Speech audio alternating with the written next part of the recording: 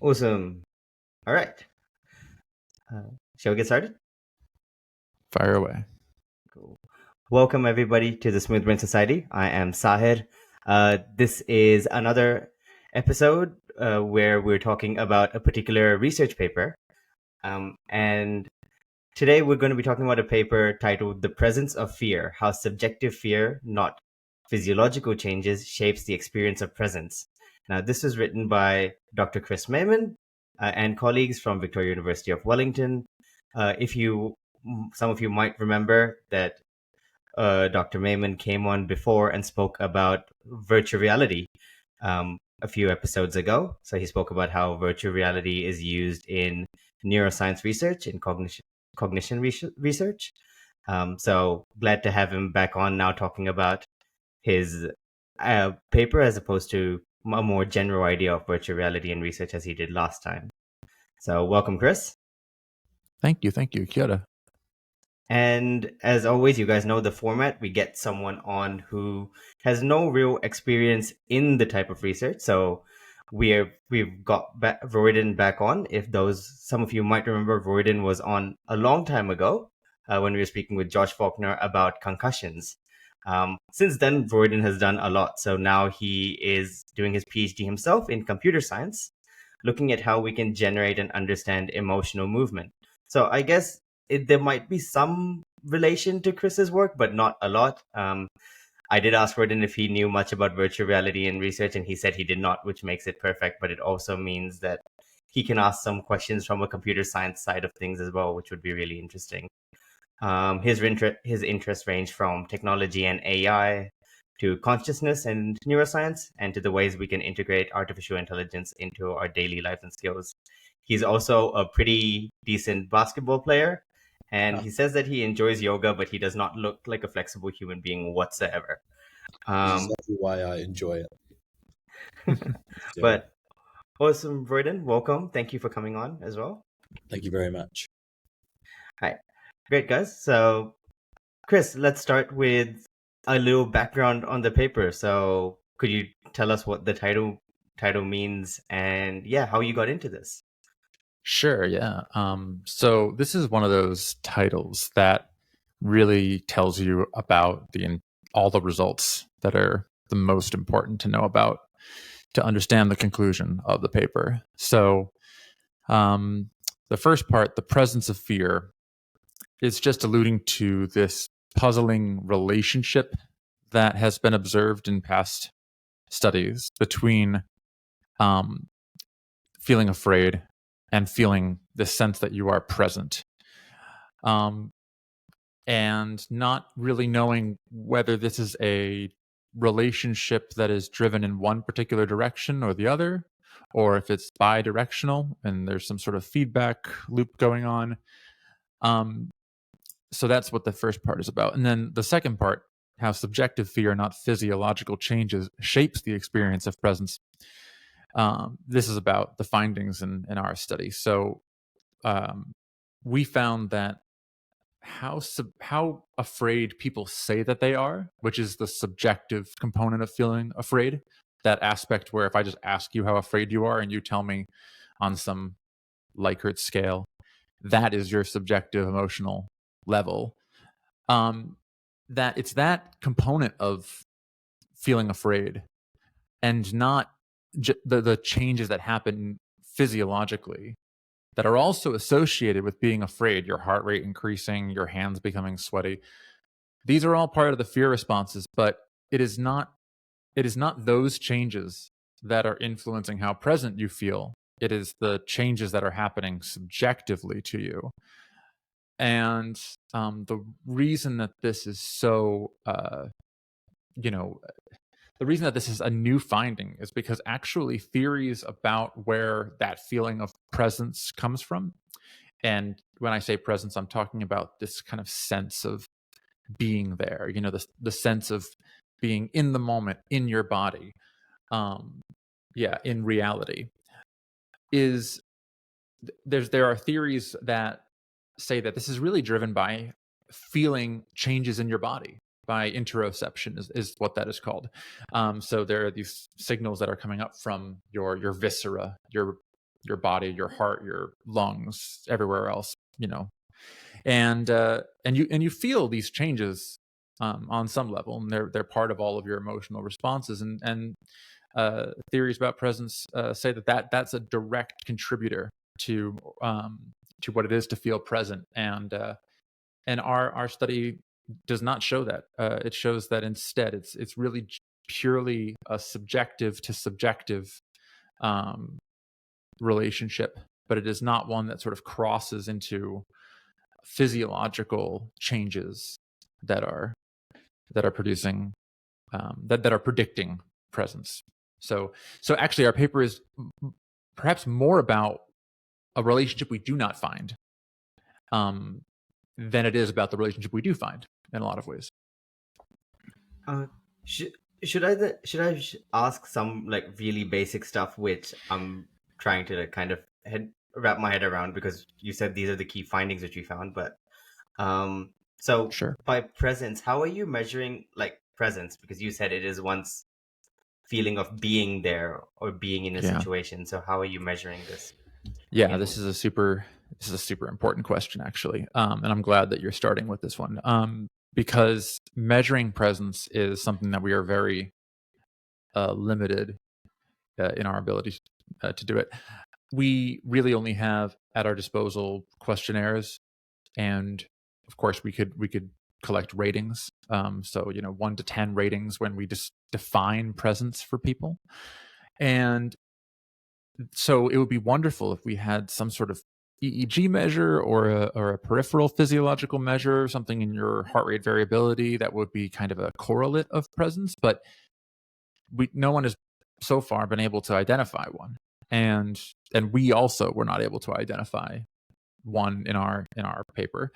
That's not to say that there isn't one. It's just if there is one, it has yet to be identified. Which makes this really tricky. It kind of motivates questions about, well, how do you know that it's really that it exists, right? Like, how do we know this isn't just something that we kind of that it's more of an artifact of the question? If I just ask you, like, how red do you feel today, or something like that, like, you might give me a 1 to 10 rating, but it wouldn't like mean anything, right? Like, some people wonder if presence is sort of like that. And yeah, I think there's merit to those points. The only thing that is perhaps the only thing that perhaps suggests that presence really is a real phenomenon is, one, there are these relationships between presence and certain emotional changes that are robust and replicable. So we're not the first to find that subjective fear and presence are positively related.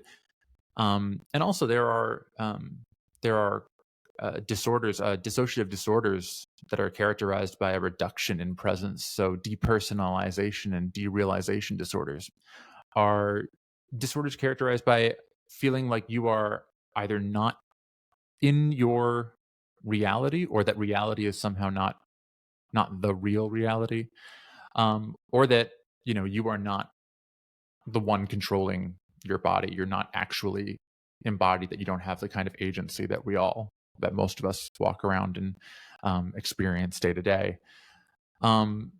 So yeah, in terms of getting at what is presence, how do you measure presence? Yeah, this is a question that I think gets at the infancy of this particular scientific question. There is a need to try and understand how to measure it better. In our study, the primary measure is to ask them how present they feel on a scale of 1 to 10 at different time points. I could stop there, but this also lends itself to the question of why we chose to do this in VR. So not to suggest a question, because I know that's your job, but at some point I should probably clarify that, because that also plays into this measurement question. Yeah. I was wondering, how does presence relate to the idea of like being in the zone, or like a flow state and that kind of thing as well? Yeah, I think that they are related, but there's there's a lot of different either cognitive functions or or psychological phenomena that people ask, is presence related to that? For example, so flow state is one of them. Attention is another one. Like, how much is presence just being very, very attentive? And there's really there's not a lot. There perhaps is no good research that can really clarify where the divide between these two things actually lies. I do suspect that when you are in a flow state, that you are highly present. It's about a feeling of being in a moment. So, and people have also asked, like, well, does this have effects on the passage of time? And I suspect that it does, but I don't know if it's presence that's doing that direct. Sorry, I don't mean the objective passage of time. I mean the subjective passage of time. Um, and so, like, first of all, I should say, with questions like that, what we're probably going to encounter a lot in this episode is that I can really only speculate at best. But the thing that I speculate perhaps more confidently is that a lot of these effects perhaps are mediated by emotional change. So I think that there's probably a relationship between presence and whatever your emotion that is kind of driving that change in presence, and that through that emotional change, there might be changes in, say, time perception or flow state or attention, right? And so I'm less confident that there would be a direct relationship between presence and flow state and attention and things like that. But again, purely speculative. Mm-hmm. Just, just to derail the topic, Royd Go on. and Chris, do you guys both watch anime by any chance? Either or. I watch very like mainstream anime. Okay, because the moment Last Airbender.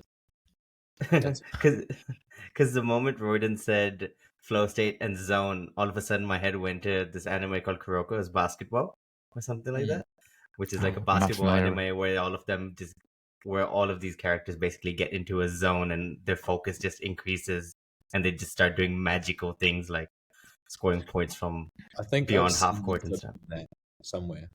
Definitely. Yeah, so that's the first thing which came to mind. And the other thing which came to mind is kind of like when you kind of drone off in class or in lecture or something, when someone's giving a presentation, you're drone off and then you realize you've not been paying attention and then all of a sudden you try to hyper focus and pay attention. Is that also where kind of the idea of presence comes in, that I had kind of like I was not aware of what's going on, and then like you touched on attention being like, then you try to hyper focus and be present in the situation. Yes. So one of the things about presence that fascinates me the most is the fact that we can often be present in two realities.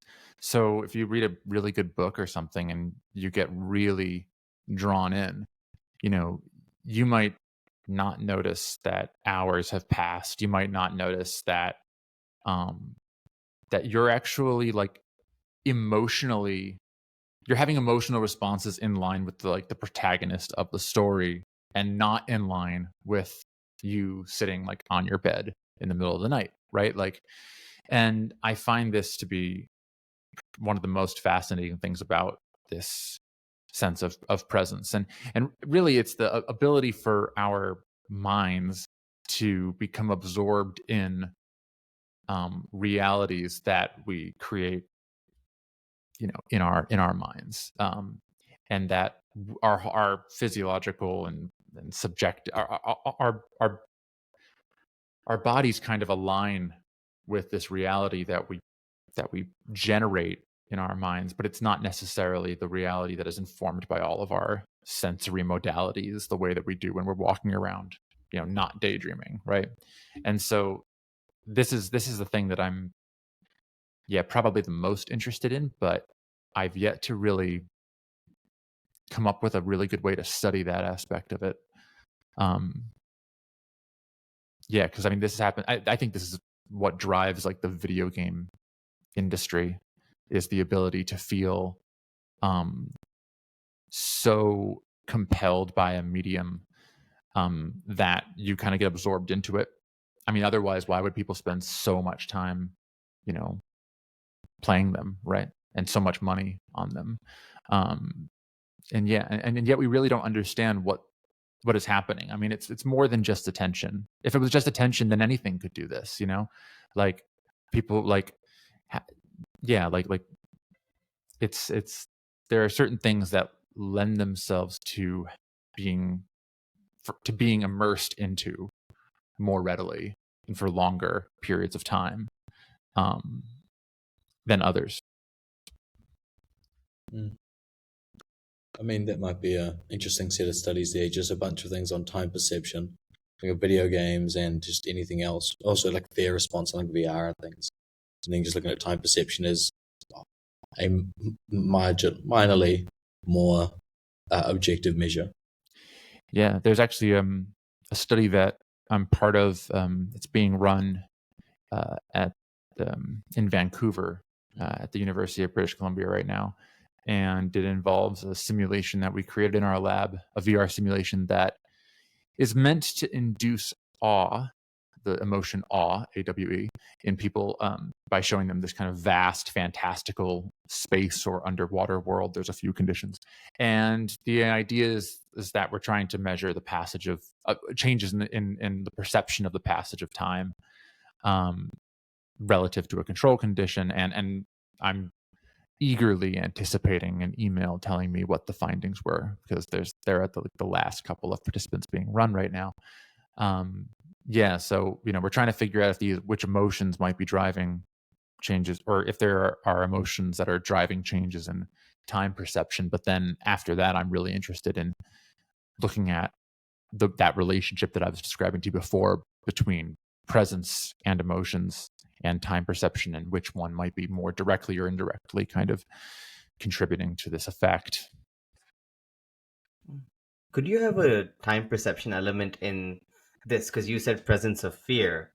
So would you potentially, if you're looking at someone's presence in like a situation where you're inducing fear, could a time perception be added into your study? I haven't even gotten into your study yet. I'm just it could have.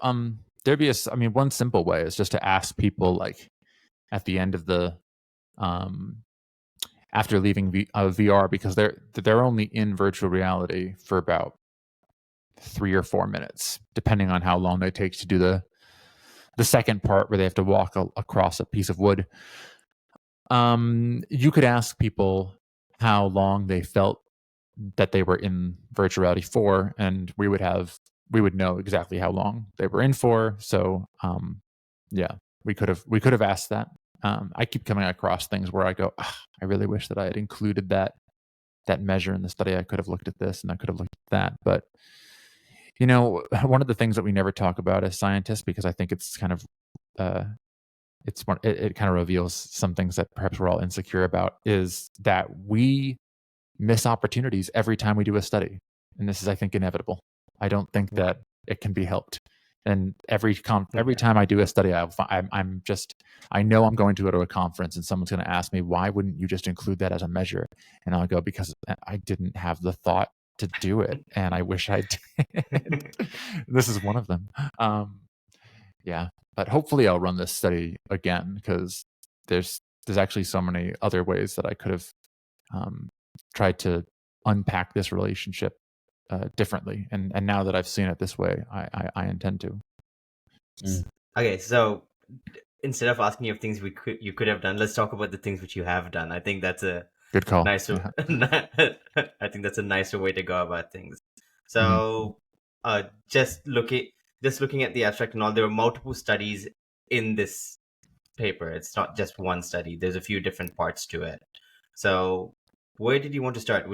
As you mentioned, you wanted us to kind of ask you why VR to begin with. So maybe should I pretend to ask that question, and you can tell us why?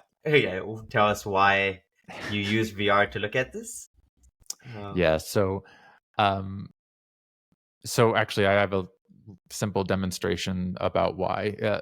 So here, on a scale of 1 to 10, how present do you feel right now? In this conversation, I'd say about an 8, maybe. An 8? Yeah. And Royden, if I was to ask you right now, honestly, like scale of 1 to 10, how present do you feel right now? What do you think? I'm like a 6 or a 7. It's this is much earlier than I normally are. Oh, okay. Well, you guys just did not demonstrate what normally gets demonstrated when I ask this question. Because usually when I ask this question to like students, because sometimes I have there's one class here that I teach where I talk about presence a little bit, and usually when I ask this, I get 9s and 10s, and this is what I've come to expect as is outside of VR. If you ask somebody how present they are, they're going to give you a really high number. Mm. The problem with that is that you don't have as much variance with which to look at changes, specifically in the upward direction. And when you put people in VR, a convenient thing happens where, at least with the VR of today or of the last couple of years, because we ran this study back in 2020, people will not give you numbers like 8, 9, and 10. They'll give you numbers like 4 to 6. And this is really good because then I can look at factors that might increase or decrease it. And so really the reason why I put it in VR is ultimately just to have a more meaningful, a better variance in my presence ratings with which to look at change. And so what they, can I say what they do in VR? Because I feel like I probably should like give people an idea of what so if you're a participant in my study, and this will be true of the first study as well as one of the 2 conditions in the second study.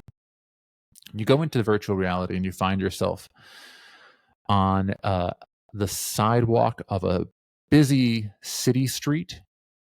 And it's, there are these high-rise buildings all around. And it's not a city that you'd recognize. It's totally fictitious. And there's a high-rise building behind you. And you can hear the experimenter's voice. They're outside of VR, obviously, and they're just asking you, okay, take a few steps forward. And you take a few steps forward, and you get used to seeing how, oh, I'm in this headset, but, the world moves around me as I would expect it to, that you need to have this period of time in a VR study where people get acclimated to just moving around in a world when everything's mediated via a headset. And then we ask them for a set of 1 to 10 ratings about presence, but also about different emotions that they might be feeling. So relaxation, fear, excitement, sadness, anger, things that we are interested in and things that we also don't expect to change. That might have the same valence as the thing that we expect to change. So valence being how positive or negative is the emotion, or that might have the same arousal level. So like, high arousal, low arousal.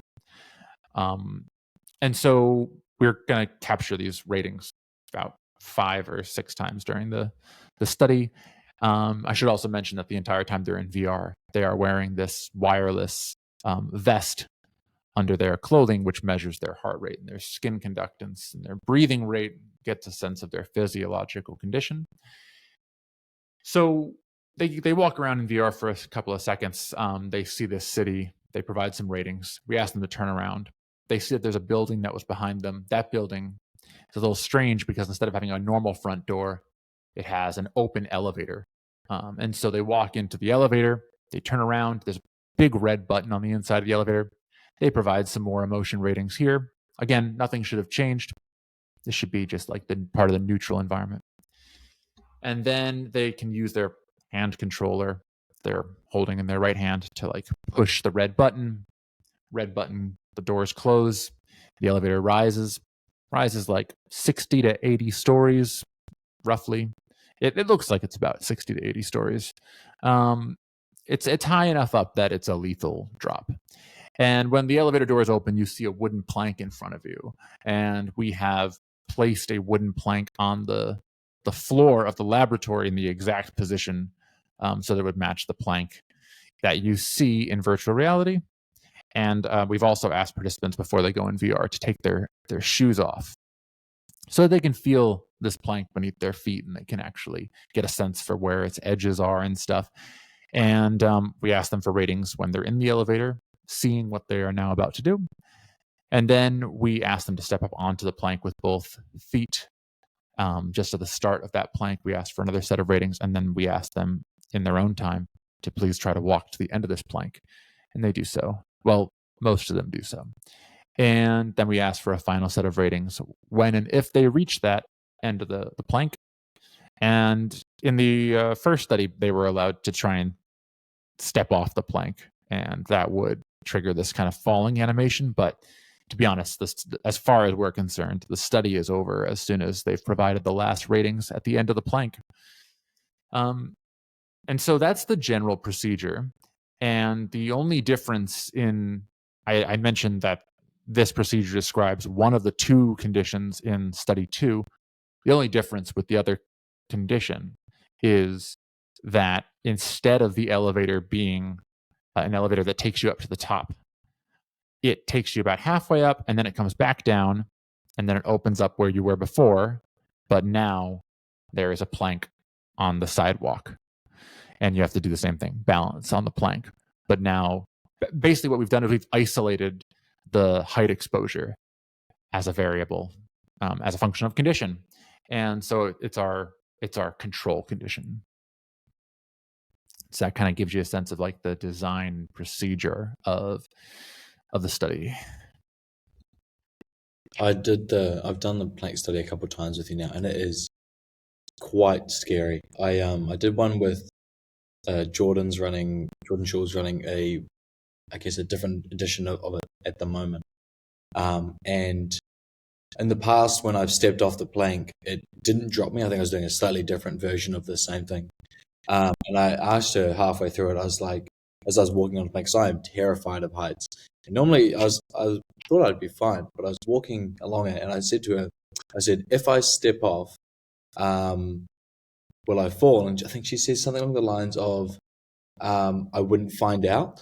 And I tell you what, that was us terrified from that point onwards. I can only imagine my heart rate spiked or something. But I did make it to the end of the plank. That was so cruel of her though. Yeah. I did also find it really interesting what you were saying about in kind of intentionally decreasing the realism of the study. I mean, obviously, I was always surprised by how real VR feels. Obviously, it's not real life, but I'm surprised by the realism of it. But also find it really interesting that you're kind of taking advantage of the fact that it is less real. And I guess I wonder. So I don't know. My assumption has always been that there's been a want to make these simulations or these games that people are playing in VR more real. So I wonder if that was an option, new Unreal Engine 5 and all of these great graphics, apart from obviously being very difficult to drive, with a great graphics card. I wonder, is that something that you would opt not to do? Yeah, no, you're onto something there. That's a good question. So yeah, we did consider all these ways to try and make it more graphically realistic, and you're right. It's there are just processing limits that are. So yeah, you have to purchase this in terms of computational expenditures. A graphics card, even a really good graphics card, will struggle to do the kind of like volumetric ambient lighting that is characteristic of a kind of Unreal Engine 5 simulation. This is especially the case in VR because, and people know this, of course, because if you think about VR, you realize, of course, you've got two screens, one for each eye, but they're not the same image. It's not like just plugging in a second monitor, because they're actually offset. Because if they weren't offset, you wouldn't get the depth perception. You wouldn't get the illusion of seeing into an environment. You would have things where your interpupillary distance isn't being accounted for. You wouldn't have that stereo vision. And so the reason that's important to remember is that it is actually two different images that are being rendered, and they have to be rendered at a very high rate of speed in order to reduce the likelihood to make people nauseous. But also there's a certain refresh rate where if you don't reach that, people like the illusion of even being in a place will not happen, because you'll revert back to a realization that this is actually just images presented at a high rate of speed to your eyes. And so the faster they go, and they also have to take into account your movement, right? Because you're looking this way and it's presenting things as things change in the environment. But as soon as you start to move like this, they have to do that same calculation, but they also have to take into consideration being able to detect where your body is moving and then redraw the scene from the perspective of those two kind of cameras that it's creating in the virtual environment. And it has to do that very fast. So if you have, really advanced lighting that just looks really profoundly gorgeous, it's actually going to like eat into a limited supply of computational resources that you just have a very fine limited amount that you can play with one way or the other. So optimization in VR is a big part of what I actually end up doing in the lab in terms of like hands-on work in the lab. It's not actually just about creating stuff.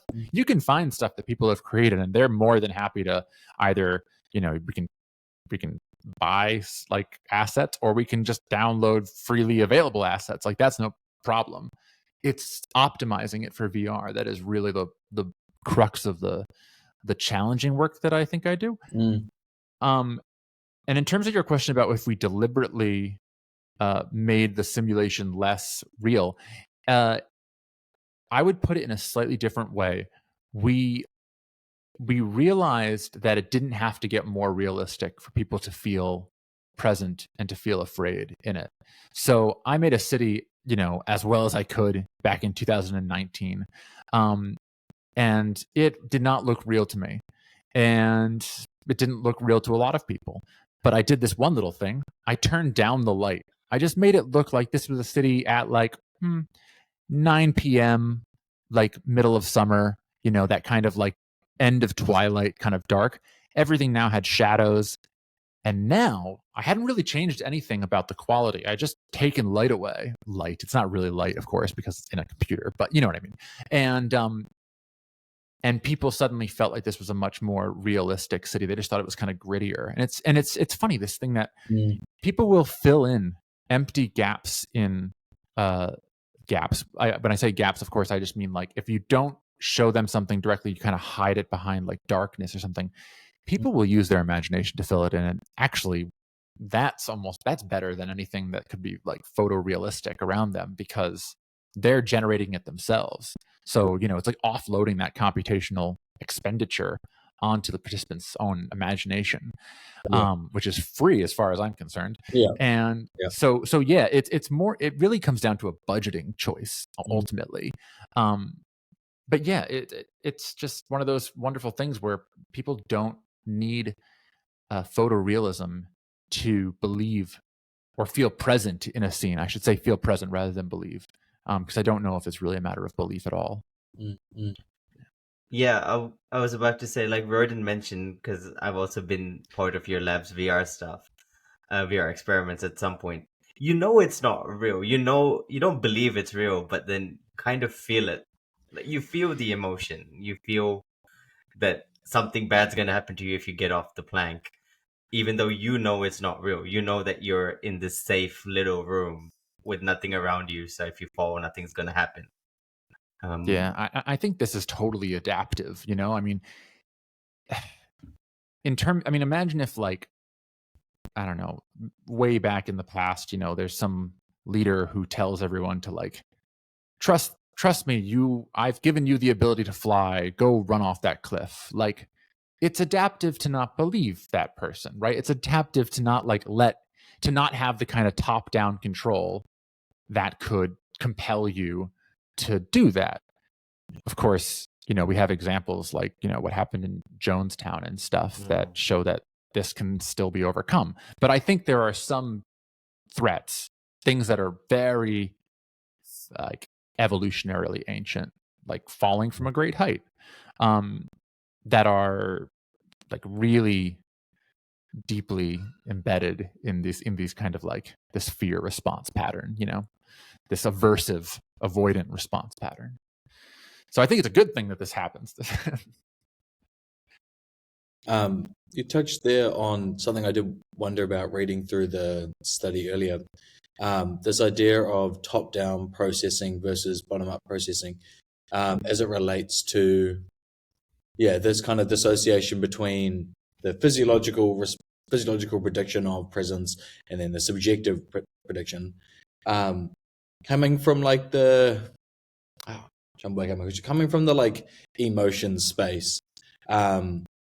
There's a general consensus that our emotions are interpretations of our environment and our physiological state on a very basic level. That's probably roughly what my understanding is. And so I wondered a bit about maybe there's some of that going on, because it seems like I might have slightly misinterpreted your findings, but it seems like there's some sort of top down where there's a lot of negative emotion. People are experiencing a lot of negative emotions. There's also that difference also with anger, which was also significantly increased across. It might have just been study one. I'm not sure. I can't remember. But people feeling more angry and more sad and more fearful, just generally more negative. And I wondered but not physiologically, this isn't necessarily relating to presence. I wondered if there is, I don't know, something going on there where people are understanding that this is a fearful environment, but I'm also kind of physiologically, I'm safe. I know that this isn't, perhaps I know this isn't real, so my physiology will change, absolutely, but not to the same extent that the subjective ratings. So, trying to bring that back to presence as well. But I don't know. I wonder if there's some kind of top-down processing stuff going on. Yeah. So your question touches on a good number of different perspectives on emotion. First of all, you talk a little bit about like dimensional views of emotion, like emotions being different on arousal and valence and motivational levels, and about the idea that there are these bottom up and top down influences, and how we kind of construct an emotion on the basis of all of these different incoming signals and sources of information and about our expectation. And I want to say that, I do subscribe to that view of emotion. So I would describe myself as a constructionist emotion, or I subscribe to constructionist theories of emotion. So like Lisa Feldman Barrett is the person who I think I probably attend the most to her writings about what emotions are. And actually, I do think that our findings do speak to this relationship between bottom up and top down, in the sense that the theories of presence and how presence is related to emotion is that that emotions are associated with these changes in arousal. So that's bottom up, right? We're literally feeling it from beneath our brain upward. And that would be directly informing presence, that our ability to feel that change, which is caused by a separate thing happening over here, which is our emotions. Our emotions are changing our part of our emotional change is our arousal. Our arousal is changing our presence. Well, that would imply that presence is very strongly driven by like bottom up influences, right? But actually, that's not what we find. What we found was that the bottom up influences, they didn't have any predictive potency. So if we looked at the change in how people's heart rate, like on the ground floor compared to at height, if we looked at that change, so if we calculate the difference score, right, for measures of skin conductance and heart rate,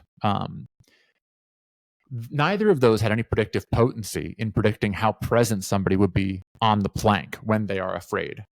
So we just did some simple regression models to show that there was just no predictive potency of those models. I mean, like P of 0.9, like so not even close to being significant.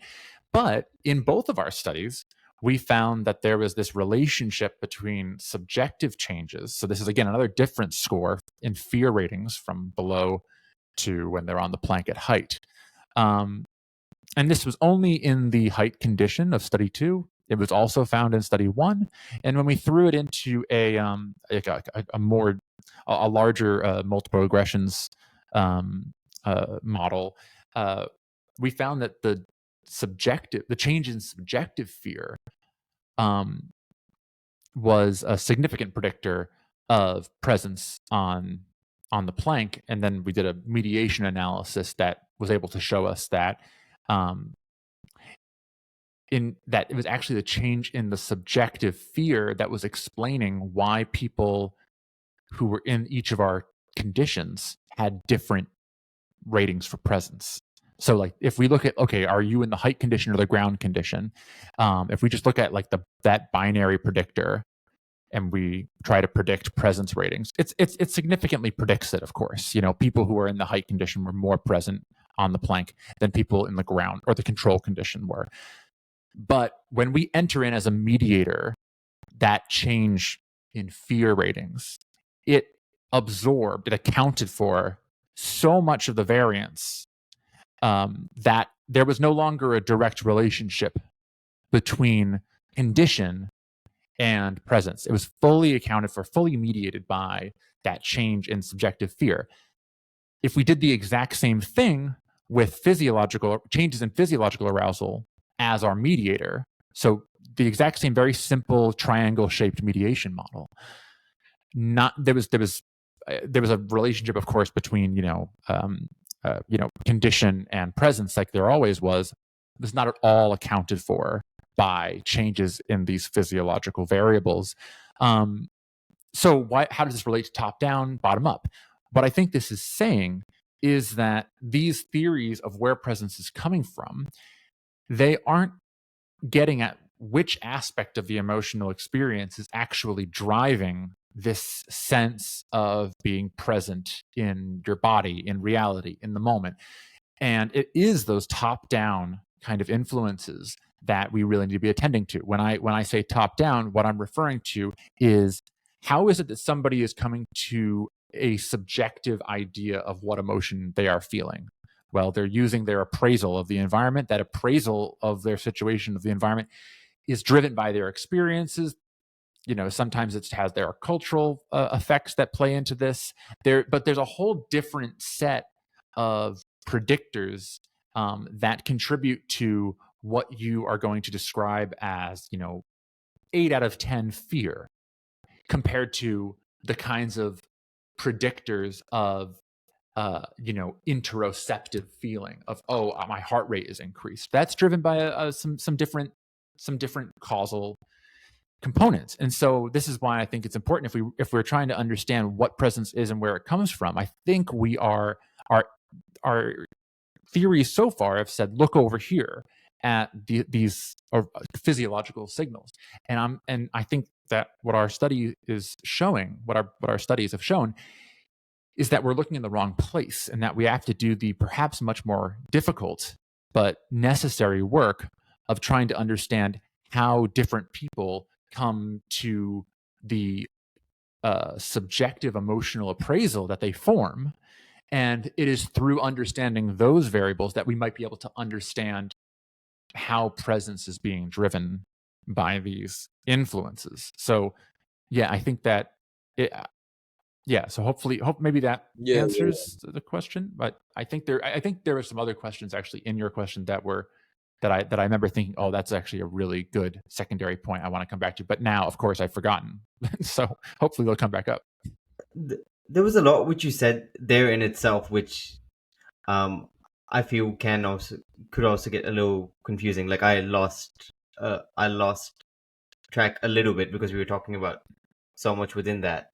Could we just talk about the mediation for someone who has less of an idea of what you mean by something mediating?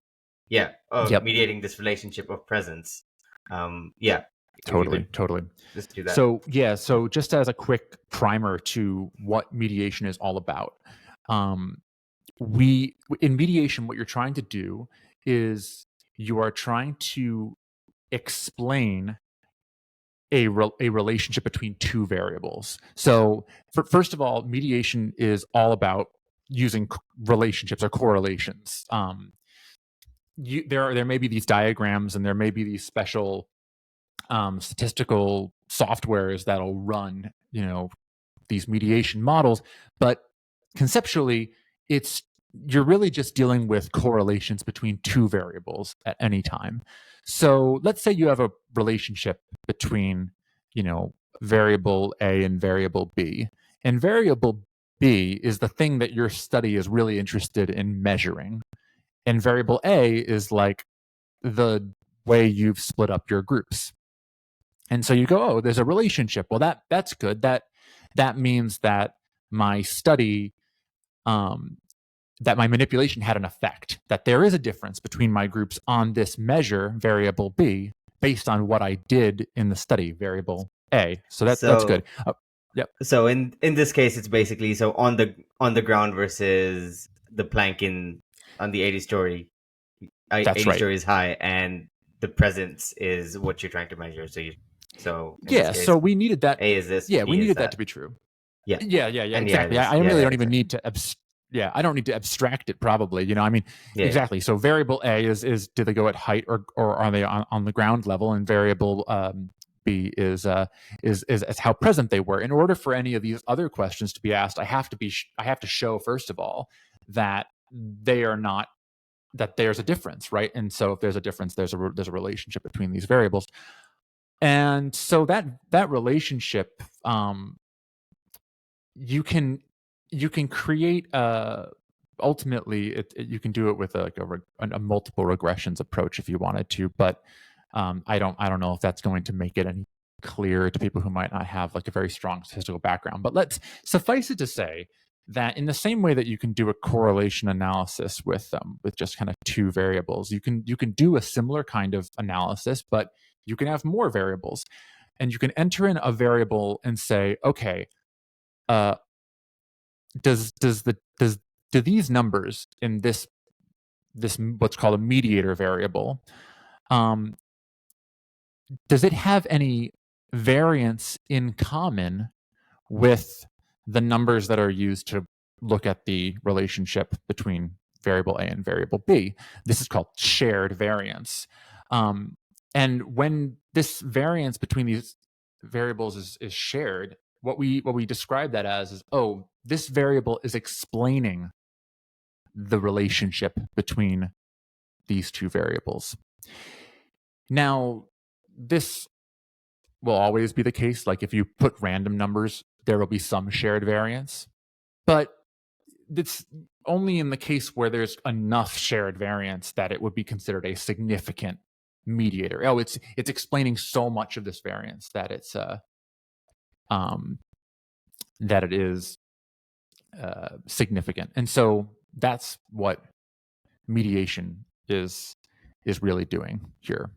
It's that's what we're really showing in this mediation model, is that this variable that we put into the model, which is the change in how much fear people said that they were experiencing at time 1 and at time 2.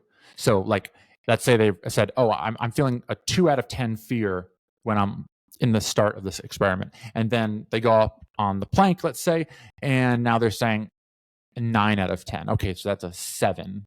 That's a change in fear ratings of 7. That's their score.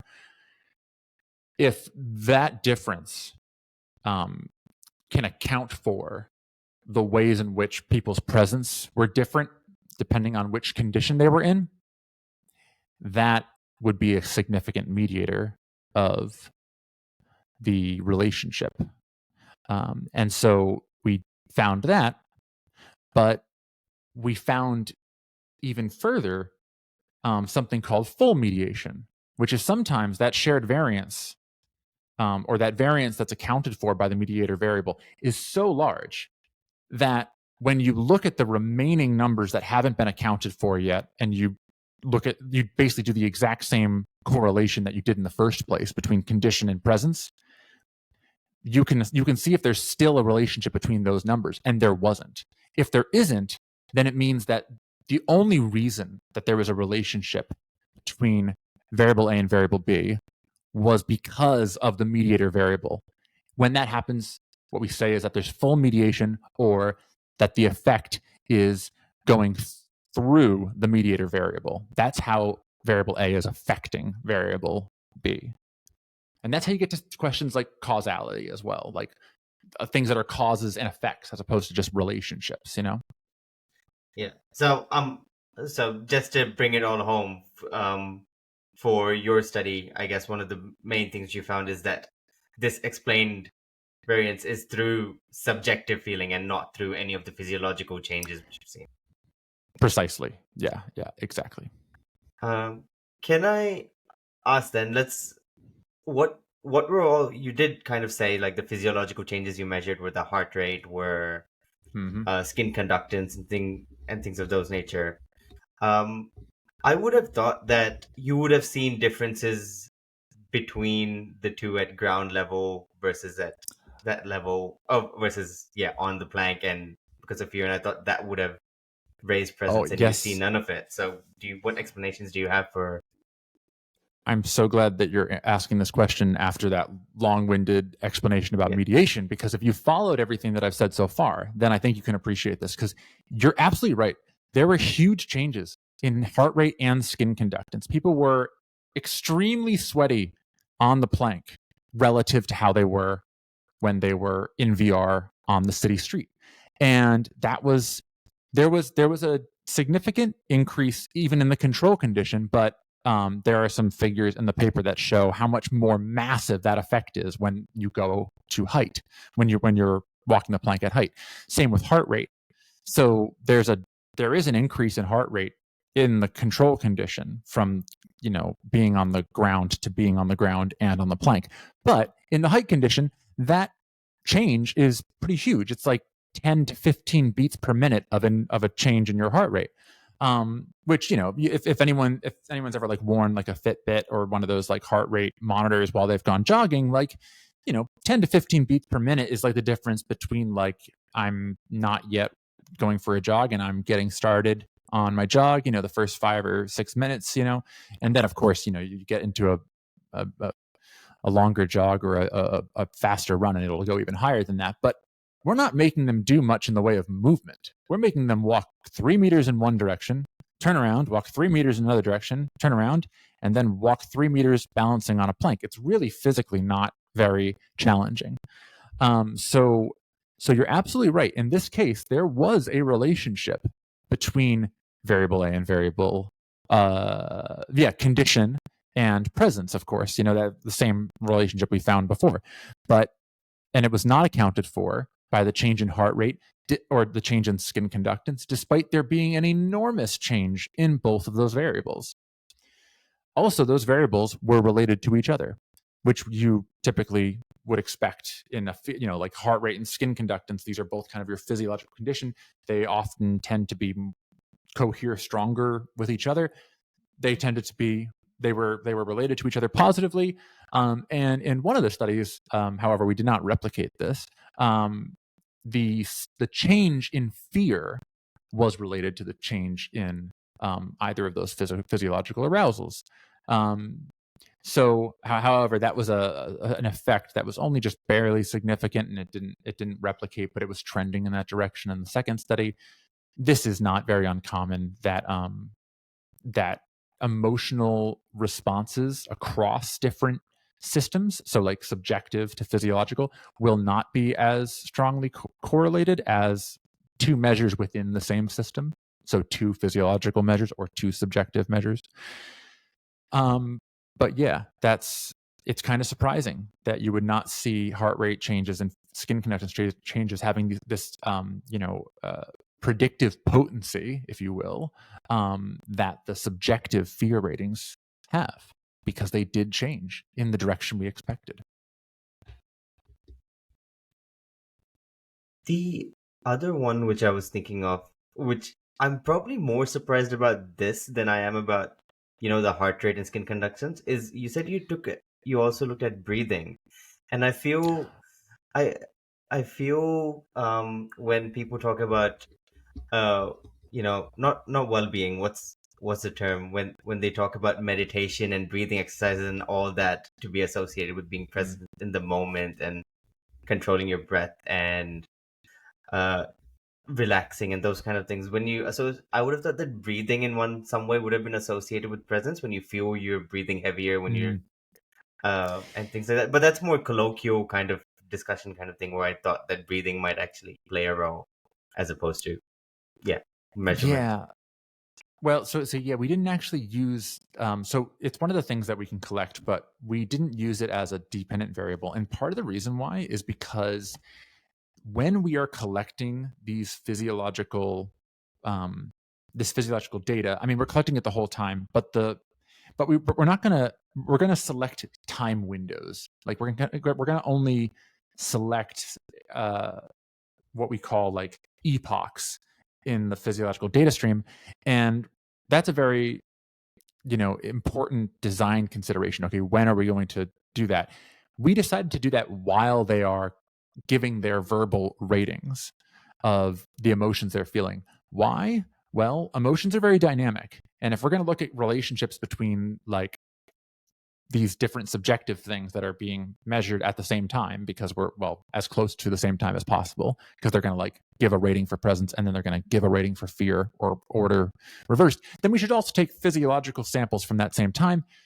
The problem with this as it relates to breathing rate is that we are getting a measure of breathing that is while they're speaking, and so their breathing rate is influenced by the fact that they are also providing verbal information, and so it's kind of prone to all sorts of um, extraneous variables, like the volume someone naturally speaks at, or how long someone might take to respond, and so we didn't feel like we could really account for that as well. That is one thing I did wonder about. Having seen some of the other research out of your lab, is I've seen a lot of this kind of epoch related, where you're taking a small window.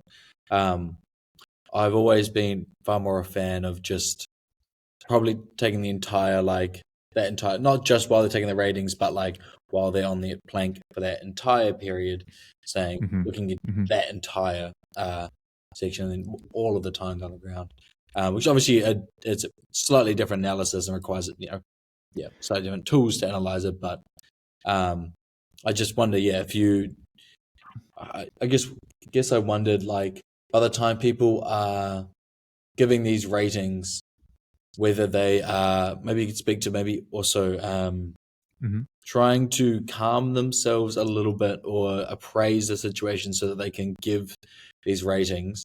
Or if you just think, perhaps those physiological changes might have been dampened by the fact that they were giving the ratings. I'm not sure.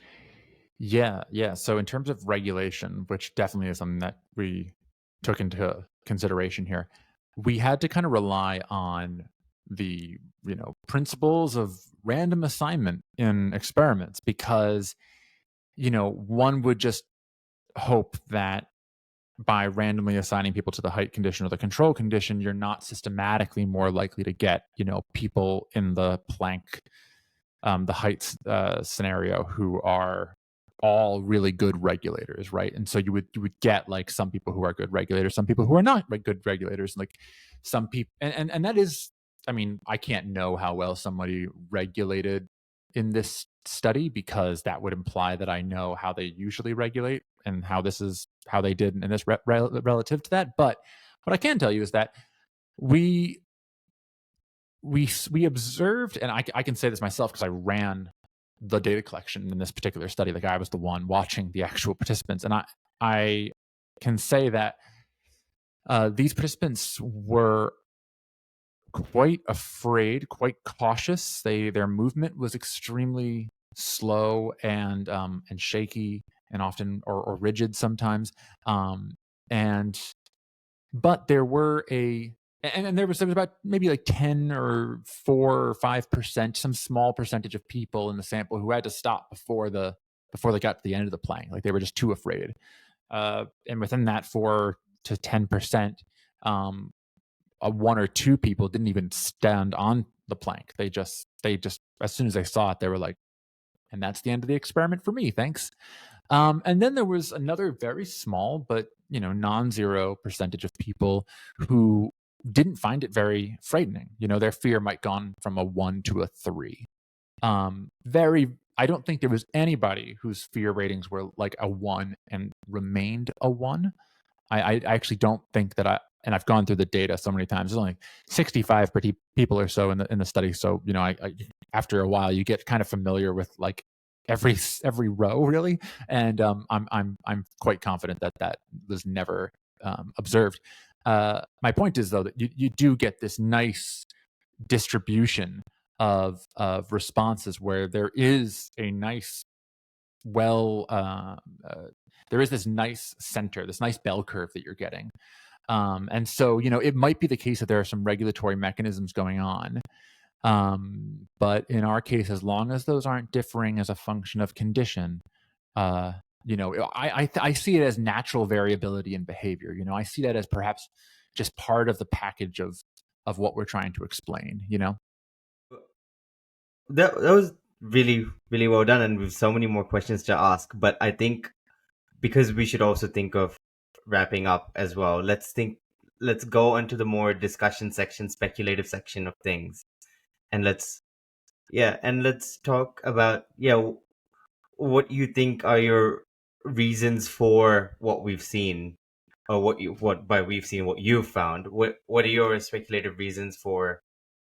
I know we've touched upon some of them already, but I guess this is your chance to kind of go and expand on your discussion. What you think is a good thing to go next towards, and I'll let you take the floor. So there are two things I want to say in terms of the future directions here. First of all, I want to say that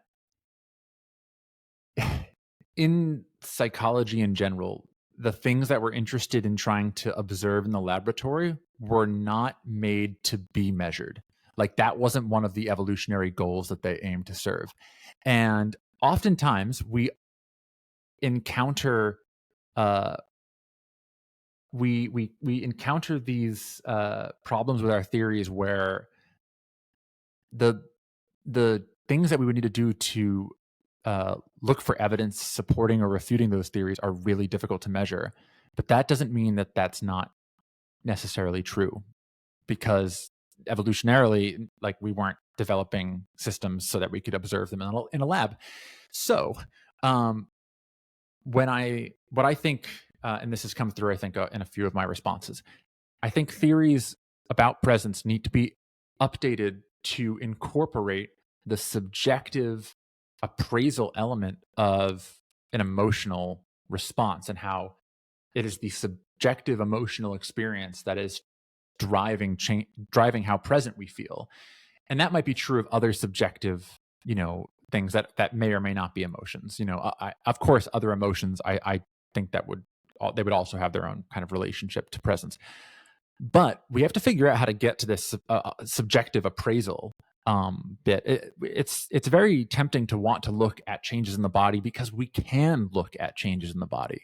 But when it comes to like measurement of subjective appraisal, we have to get this from explicit, verbal or written or subjective responses, which are so open to experimenter effects, leading questions, demand characteristics. It's a much messier thing, and you really can't get into things that are very specific and have the same kind of confidence as you would by looking at like heart rate variability or something like that, where people can't be trying to influence that deliberately. I mean, they can, but not to the same extent. And so I think, first of all, that theories need to take on this difficult challenge of understanding how subjective emotional appraisals are contributing to presence.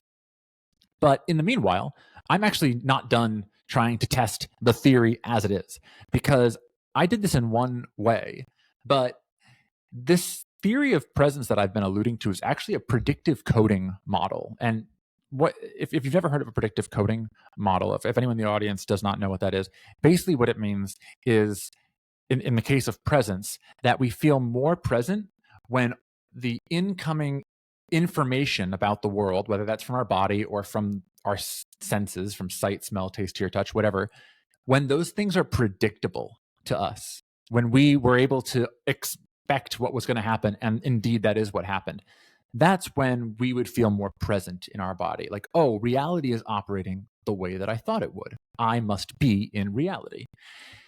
In my study, one limitation of my study is that there is nothing that's really unpredictable about, I mean, sure, this is not a very normal location to be in, walking along a plank, but your fear response should not come as a huge shock to you. It should not be like, oh, I can't believe I'm feeling this way. This is not my body. Or I am not in this world, because if I was, I would feel a different way about it.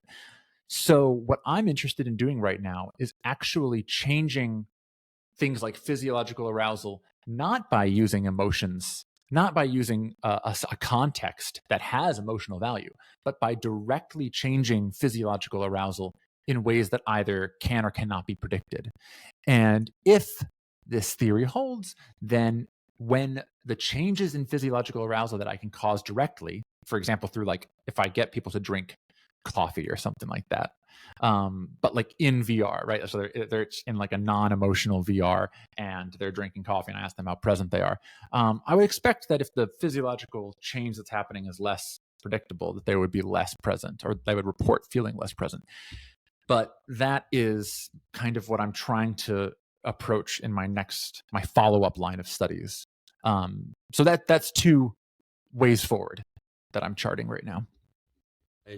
I think I was wondering earlier, either discuss it or not, wondering about, I touched on in my long-winded question about kind of the negative emotions and their role in this, more so than just fear. So wondering about, like, did you run these mediation analyses? Well, one question, do you run the mediation analyses with other negative emotions? Secondly, it's because it seems so much like this general negative emotional response. I wondered if perhaps a different measure of those negative emotions, for example, PANAS might have been the positive and negative affect schedule, might have been also something worth considering implementing, although it is a rather long measure. Yeah. So this is actually it's interesting that you're asking me this question today, because actually one of the things that I'm going to do right when I'm done with this is I'm actually going to be recoding a lot of the emotions based on positive, negative arousal. I mean, valence, and then high and low arousal, and these different dimensions. And I am going to run some of these regressions, but not for this study as such. It's for a new study that has to do with whether or not